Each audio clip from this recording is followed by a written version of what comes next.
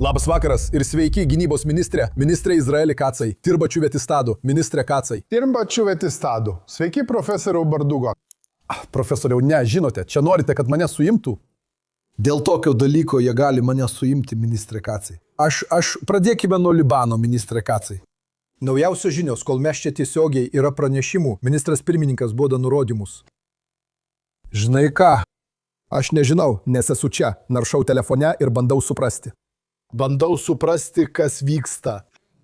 Premjeras čia priima labai gerą sprendimą, bet tai yra jo vadovaujamos politikos rezultatas. Ir Izraelio gynybos pajėgų veiksmų, intensyvios ir herojiškos IDF veiklos. Bet tai bus tam, kad būtų užbaigtas karas Libane. Štai, kas yra šis aktyvistas. Bandau suprasti. Reikia tikslumo. Dabar viskas turi būti tikslu. Yra netitikimų. Todėl ir klausiu. Visų pirma, mes labai aktyviai veikėme Libane ir pasiekėme labai reikšmingų laimėjimų. Operacija. Vakar per vakarykštę operaciją buvo likviduota, čia dar kuklinuosi, daugiau nei 200 teroristų. Gali būti, kad skaičius sieks net daugiau nei 300. Tai yra giluminė žvalgybos operacija, profesionalumo reikalaujanti operacija, kuri buvo ruošiama jau kelis mėnesius, o vakar ji buvo užbaigta. Yra laisvė baimė, laisvė visiška tamsa. Bet šiandien amžina tamsa. Bet šiandien jūs sustojote, Kacas. Bent jau taip atrodo, mes nieko nesustabdėme. Šis veiksmas įvyko. Hezbollah čia patyrė precedento neturintį smūgį. Jie yra šoko būsenoje. Tai kodėl netęsti? Ir kas nuostabiausia, tokios teroristinės organizacijos, kurios bando sudaryti galios įspūdį, laimi ir tęsia veiklą.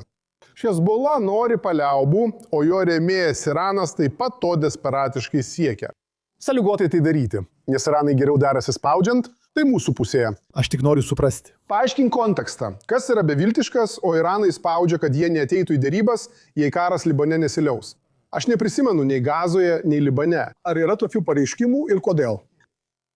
Nes smūgiai, kuriuos jie gauna, yra tikrai stiprus. Dabar visi gyventojai, visų pirma, karas nesustos, jei taip ir toliau tęsis. Būtent prie to ir noriu prieiti. Prašau. Jūsų Libane nesuims, gal galėtumėte mums trumpai pasakyti, gynybos ministrė? Be abejonės. Karas nesustos, nepaisant Amerikos spaudimo, nepaisant prašymų? Ne. Jų reikalavimų Islamabado atžvilgių. Dar kartą mes jau esame suderlę veiksmus su amerikiečiais. Karas nesustos. 600 000 gyventojų, kurie pasitraukė iš pietų Libano dėl savo saugumo, negrįžta į pietinę Litanį upės pusę. Be abejonės, Izraelio gynybos pajėgos kontroliuoja Litanį upę ir Litanį tiltus ir neleidžia jiems grįžti. Iš tikrųjų, mes supratome, kad už sienos esančiose taškuose griauname tas grėsmingas trobas, kurios iš esmės yra Hezbollah atramos punktai kaimuose. Ryšys. Hezbollah jau nekart anksčiau ten sugrįžo. Reikia apšviesti tuos kaimus. Mes užėmėme antitankinę liniją ir dabar ją stipriname. Izraelio gynybos pajėgos pasiekė antitankinę liniją, sustiprino kontrolę, o kariai kovojo didvyriškai, nes visi prieš akis turi šiaurės gyventojų gynybą. Litanė linija yra saugumo linija, kurią Izraelio gynybos pajėgos žino, kaip išlaikyti. O tarp jų yra Hadvanai, kurie liks tarp antitankinės linijos ir Litanė linijos. Jie nuolat yra neutralizuojami, daugelį atvejų jie jau buvo eliminuoti. Šiuose derybose, kartoju, mes atiduosime 18 taškų, juos atiduosime. Kai tai pristatėme kartu su ministru pirmininku politinių forumų nariams, pasakėme ir aš taip pat pabrėžiau punktus, kad darome tai dėl savo gynybos, bet rezultatas tikrai gali būti diplomatinis laimėjimas.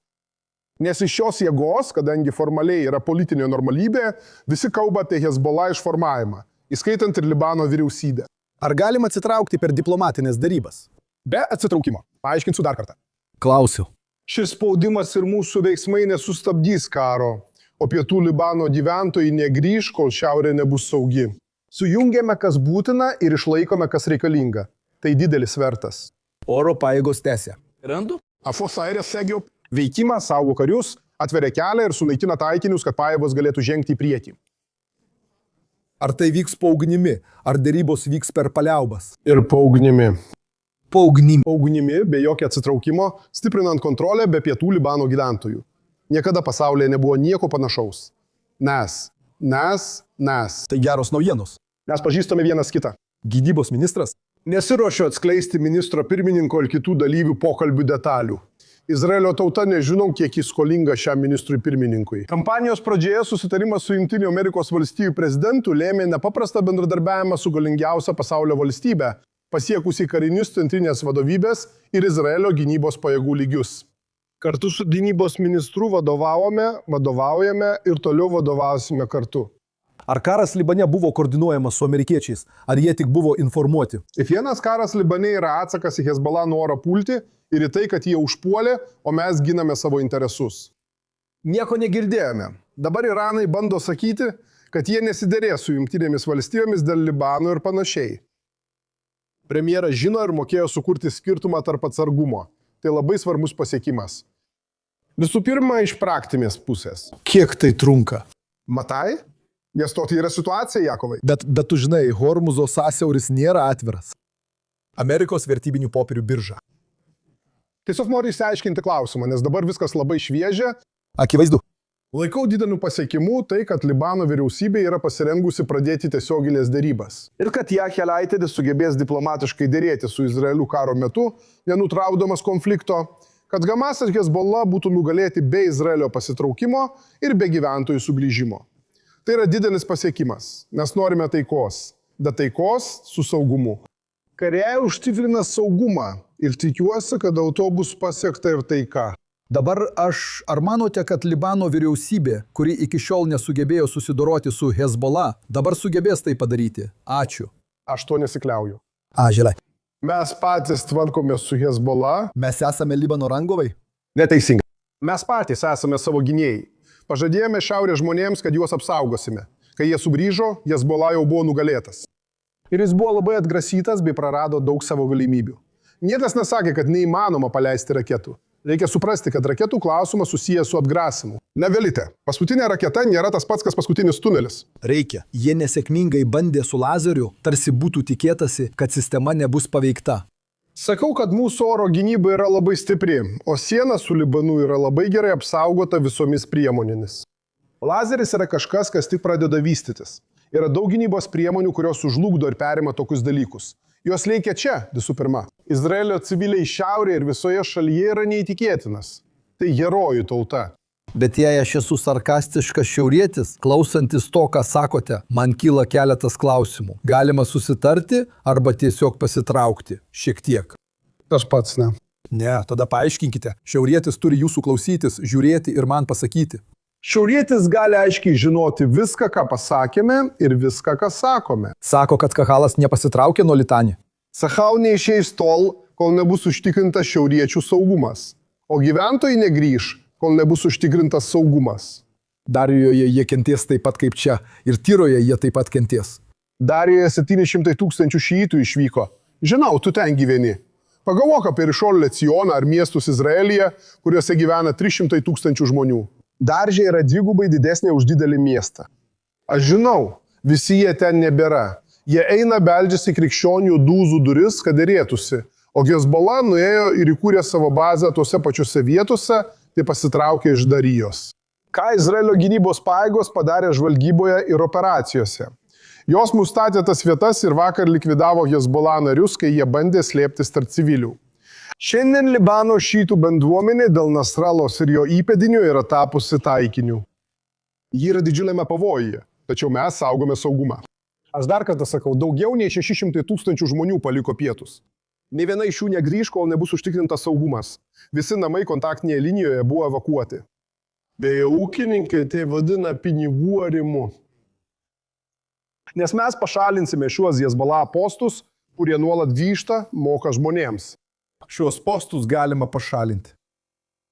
Gynybos ministras daugelio tėvų asmeninių prašymų su oro pajėgomis, o ne su kareiviais, kurie įžengia. Ir aš ne.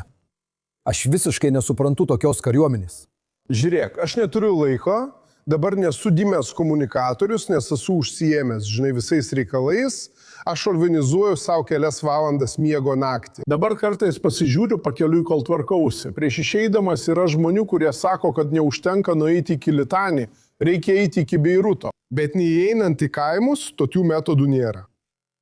Nėra jokių metodų. Yra. Manau, mes žinome tuos metodus. Ir aš priešais generalinio štabo vadą, regiono vadą, divizijų ir batalionų vadus darome tai su maksimaliu saugumu. Jūs galite pažvelgti į bet kurio tėvo akis. Beje, nuo tada, kai taip pat pakeitėme metodą Gazoje su milžiniška ugnies gale. Netrukus tai bus pritaikyta ir Gazoje. Nušluoti Rafacho rajonus, Beit Hanok, pirmin. Leisk man vykti į Iraną, juk mes ten ir keliausime. Aš tik sakau Libane. Jie veikia stipriai, suteikia priedangą mūsų kariams prieš ir per operacijas. Šie herojai, tikri herojai, kurie varžosi, kas eis toliau. Debejonės, nes jie žino, kad atvyksta ginti šiaurės. Oro pajėgos veikia, šarvuotieji veikia, karinis jūrų laivynas veikia. Artileristai veikia, kad atvertų kelią. Bet galų gale tai yra karas. Galų gale reikia išvalyti vietą. Tai padarai, pavyzdžiui, tam tikroje vietoje, nesakysime, kur tai yra, dabar jinai apsupta. Žinome, kad ten yra nuo 80 iki 100 teroristų Hadvano padalinio nariai. Apsupame juos iš visų pusių, kad pašalintume prieš pirmą kontaktą. Tai mūsų veikimo būdas. Saugome karius, bet yra pagrindinis tikslas. Mes, kariai, saugome šiaurės gyventojus. Šiandien šiaurės gyventojai žino be pesimizmo, kad nėra tiesioginių prieštankinių raketų. Mes kontroliuojame teritoriją ir nėra pavojaus, nėra įsiveržimo rizikos. Tačiau reikia būti pasiruošusiam. Tai pakeitė šiaurę palyginti su likusia šalimi. Įspėjimo laikas pailgėjo. Tačiau šiandien visa šalis kenčia nuo artilerijos. Ir visi man sako, aš su kai kuriais iš jų kalbuosi nuolat, taip pat kai kuriuos matau, ir jie man sako, mes esam pasiruošę, bet išspręskite problemą. Ir aš tau sakau, Jakovai, noriu apibendrinti Libano klausimą. Pirmiausia, jei vyks dėrybos, jos nyks apšaudymo sąlygomis, be atsitraukimo, be gyventojų sugrįžimo. Izraelio gynybos pajėgų veikla tęsiasi kaip didžiulis svertas. Bandoma atkurti šiaurės pasitikėjimą. Sakau, mes prisimename nuo pirmojo Libano karo iki šiandienos, niekada nebuvo tokios galimybės kaip ši. Dar kartą, niekada nebuvo tokios galimybės kaip ši išspręsti šią problemą, nes Izraelis po Irano yra stiprėje padėtyje. Jie ateina silpni, kai Iranas yra silpnas. Nes mes esame ryžtingi, nes kariai yra didvyriai. Ir todėl svertai, kuriuos naudojame, kurie niekada nebuvo naudoti pietų Libane, gali padėti šiuo klausimu. Ministrė Kacai, 40 kovos dienų Irane. Manau, niekas netikėjo, kad būsime ten 40 dienų tokioje situacijoje. Ar galite pažvelgti Izraelio piliečiams į akis ir pasakyti, kad nepasiekėme tikslų, dėl kurių pradėjome šią operaciją?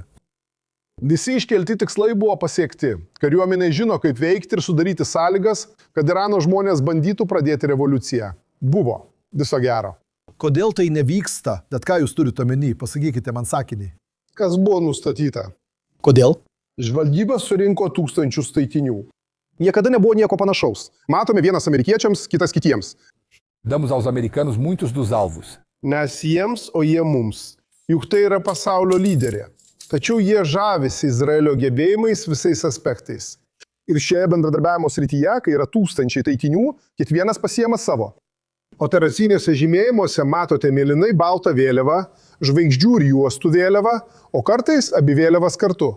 Tai reiškia, supraskite, iki šiol buvo paleista 35 000 bombų buvo numestos Izraelio ir Jungtinių Amerikos valstijų.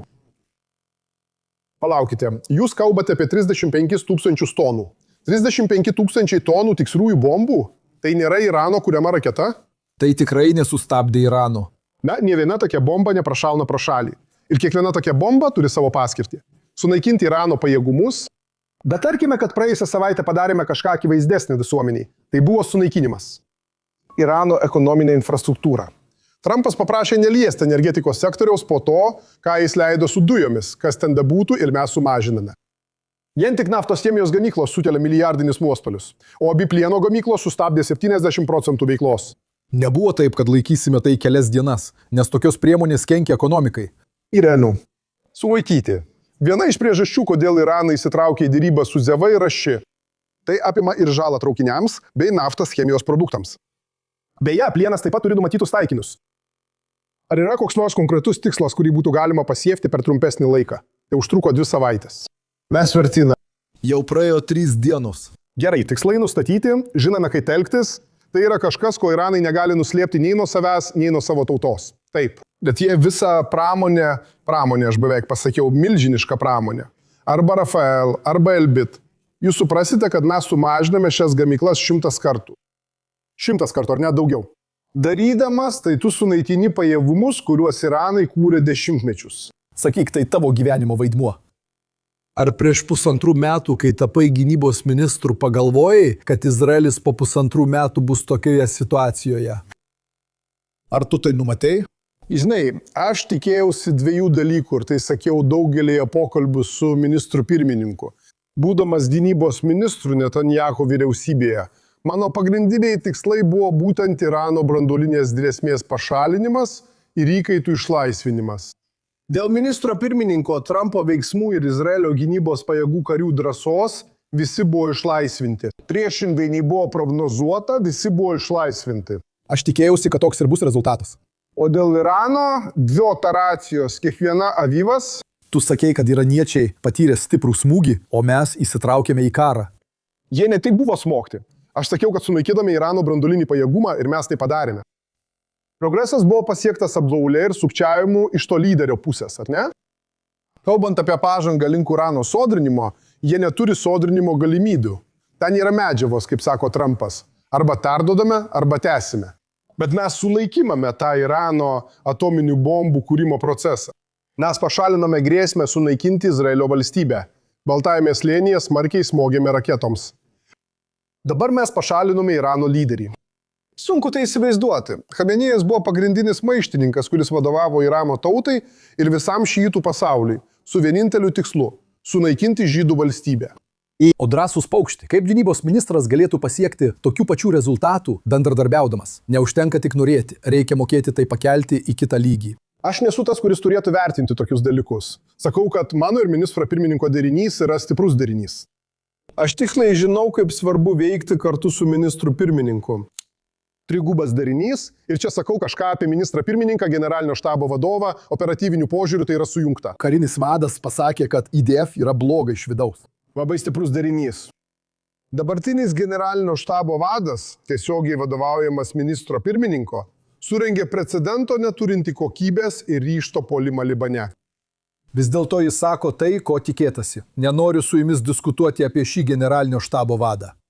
Netrukus aš tave pastatysiu į sunkią padėtį. Nenoriu tave statyti į sunkią padėtį. Aš iš tikrųjų užsiėmu svarbiausiais dalykais. Ir į tai sutelkiau dėmesį.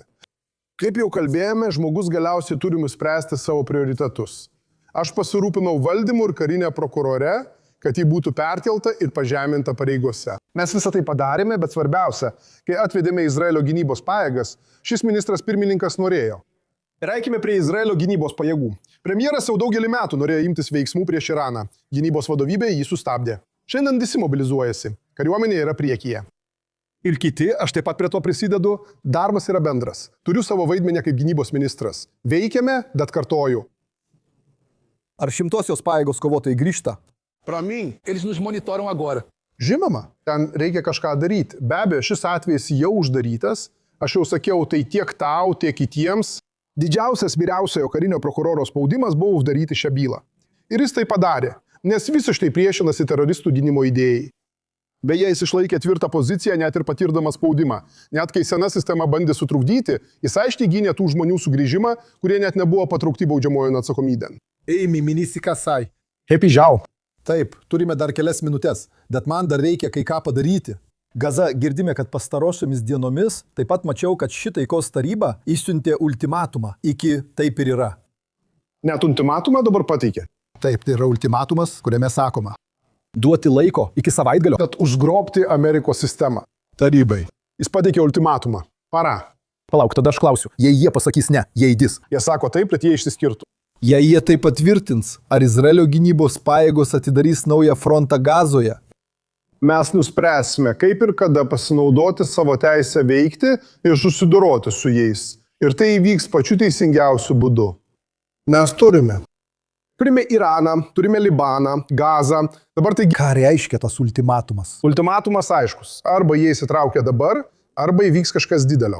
Izraelio pajėgos neatsitrauks nuo geltonosios linijos, kol ginklai ir tuneliai nebus išardyti. Sunkiai ginkluota ir lengvoji, visi ginklai. Viskas, kas buvo nustatyta, įskaitant čia sunaikintus tunelius, turi būti išspręsta ir kitoje pusėje, bei visi kiti dalykai. Taip? Taigi šiuo metu mums belieka laukti iki kitos dienos. Arba iki rytojaus ryto. Savaitgalio rytą? Taip, jie turi atsakyti į ultimatumą. Taip, jei ne, tada mes gausime pasirinkimą ir įvykdysime jį teisingai. Tinkamu būdu. kol jie naudojasi visą šią situaciją. Hamas daugiau nekontroliuos Gazos, aš tau sakau. Ar Hezbollah pasitrauks iš Libano taip, kaip Hamas iš Gazos? Dar kartą aš viską apibrėžiu teisingai. Kiekvienas dalykas, Hamas yra Hamas. Hamas už Gazos ribų. Aš sakyčiau, kad morališkai Hezbollah ginklavimo tikslas yra tas tikslas, kurį Izraelis laiko esminiu. Aiškiai ir morališkai šiaurės žmonių labui šią problemą reikia spręsti kartą ir visiems laikams. Tai nėra taip, lyg mes ketintume pašalinti visus Libano šeichus, tiesa? Mes tai darome teisingai. Turime sterilizuoti gyvačių kerėtąją. Mes labai sparčiai judame į priekį. Ir yra žinių, kad Libano vyriausybė nori dėrėtis. Jis to neprimetė, bet atrodo, lyg jis būtų vyriausybė. Taigi, formaliai jis gali, jei tai padarys prieš Hezbollah valią dabar, mums tai nutraukus veiklos. Ar tai labai sunku prieš Hezbollah? Tai būtų kažkas neįtikėtino. Ateiti su jėga. Tada trumpam įtraukime ir Judėją bei Samariją. Turime Libaną, turime Hamas. Vadinasi, Gazoje nebebus Hamas. Aš tave nuvedu į Judėją ir Samariją. Judėjoje ir Samarijoje matome įvairių jėgų stiprėjimą. Galime nustebti, net jei įvyktų 10% to, kas nutiko spalio 7-ąją. Premjeras ir aš kartu su Izraelio gynybos pajėgomis vadovaujame aiškiai sienų ir gyvenviečių gynybos politikai. Izraelio gynybos pajėgos yra kitoje sienos pusėje priešais džihadistus. Taip, bet ten nėra aišku, kokio dydžio yra ši sąjunga. Libane ar matomi? Judėja, Samarija. Libane mes judame į priekį. Gazoje kontroliuoja didžiąją dalį teritorijos. Sirijoje mes esame Hermono viršūnėje. Ir mes iš ten neišeisime, nepaisant bandymų ir išsisukinėjimų. Iš ten mes saugome Golano, Galilėjos ir pietų bendruomenės. Judėją ir Samarijoje padarėme tai, kas dar niekada nebuvo padaryta. Pirmą kartą per daugelį metų tai neįvyko. Įžengėme į pabėgėlių stovyklas Dženine, Tūkarme ir šiaurinėje Samarijoje, kurios buvo nuodų židiniai su Irano finansuojamais ir ginkluojamais batalionais. Mes juos sunaikiname. Ir šiandien Izraelio kariuomenė tebėra ten, o jie už jos ribį. Ir ką daryti? O kaip dėl kito žingsnio? Laukite. Tai lėmė 83% terorizmo sumažėjimą Judėjoje ir Samarijoje. Visi tai žino, nes Dženinas tapo pavyzdžiu ir iš esmės ten buvo sunaikintas. Ten nėra palestiniečių, tik Izraelio kariuomenės kariai.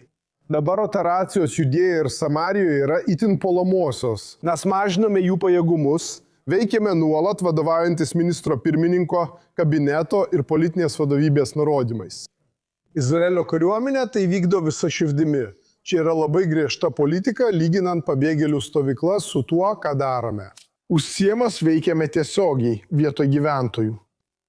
Prieš terorizmą. Naujakuriai kreipėsi į mane. Kasdien lankome naujus miestus, jau daugiau nei 100 metų. Kelias į suverenitetą Judėja ir Samarija yra tokio tipo pareiškimas, kokį skelbia dešinioji vyriausybė, darykite teisingai. Aš tai matau ir kartoju, iš esmės tai yra tam tikra praktinė suvereniteto forma. Kitaip tariant, jūs praktiškai užtikrinate saugumą, gyvenviečių plėtrą ir kitus klausimus. Šiuo metu, tarkime taip, mes visi norime suvereniteto. Premjeras. Visas darbas, naujakuriai ir visi kiti. Aišku, kad tai priklauso nuo vieno žmogaus vardu Donaldas Trumpas. Jam patinka ši idėja, bet šiuo metu jis mums pasakė ne. Tai priklauso tik nuo vieno žmogaus? Nes jums reikia legitimumo bent jau iš vieno pagrindinio veikėjo. Nes to negausite iš Makrono ir visų veidmainių. Žinai ką, jie dirba.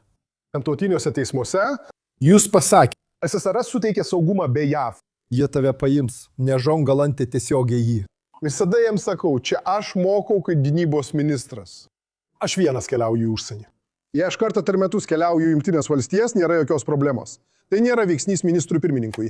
Jie nerado tinkamų žmonių ir tai ne su manimi. Šios grėsmės saugumui ir apie saugumo užtikrinimą. Gynybos ministras Izraelis Kacas regioninė gynybos sąjunga su Persijos įlankos šalimis pakeistų ar būtų tarsi NATO. Ar toks kelias įmanomas?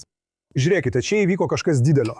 Tai jau yra pastarųjų mėnesių rezultatas, kai visi pamatė, kad vienintelė šalis pasirengusi stoti į JAV pusę yra Izraelis. Visos kitos. Ženk dar vieną žingsnį į priekį. Visas pasaulis neatėjo jiems padėti ir nebuvo čia. Ir tai labai juos suartins. Ir aš žinau, apie ką kalbu. Ministras pirmininkas vadovauja tam su vizija, kuri jau yra žingsnių priekyje. Visas santykių stiprinimas tiek saugumo, tiek civilinių su regiono šalimis.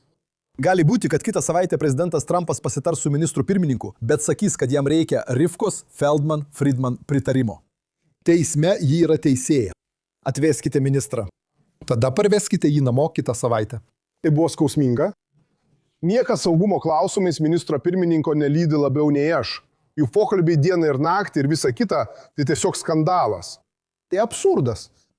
Šis sakinys yra klaidingas. Nieko nėra. Žinoma, bet jis turi būti teisiamas.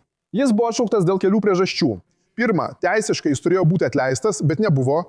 Ir jei būtų galimybė suteikti malonę, šis prezidentas turėtų ją suteikti ministrui pirmininkui, tautos ir visuomenės labui. Ir aš tau dar kartą papasakosiu, Jakovai, apie dalykus ir apie tai, kas vyksta. Tu netgi uždavė kai kuriuos klausimus ir ši tauta yra skolinga šiam ministrui pirmininkui. Aš tai sakau objektyviai ir aš pažinojau ministrą pirmininką, jie jam skolingi daugiau nei jis įsivaizduoja. O visa opozicija tiesiog neturi nei gebėjimų, nei supratimo ateiti ir daryti dalykus, bei išsakyti visas savo nuomonės.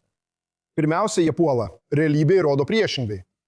Strateginis ryšys dėl Izraelio galimybių ir prezidento asmeninės pagarbos Netanyahu kaip ministrui pirmininkui yra itin vertingas išteklius siekiant Izraelio valstybės saugumo. Gynybos ministras Izraelis Kacas. Ačiū, kad esate su mumis.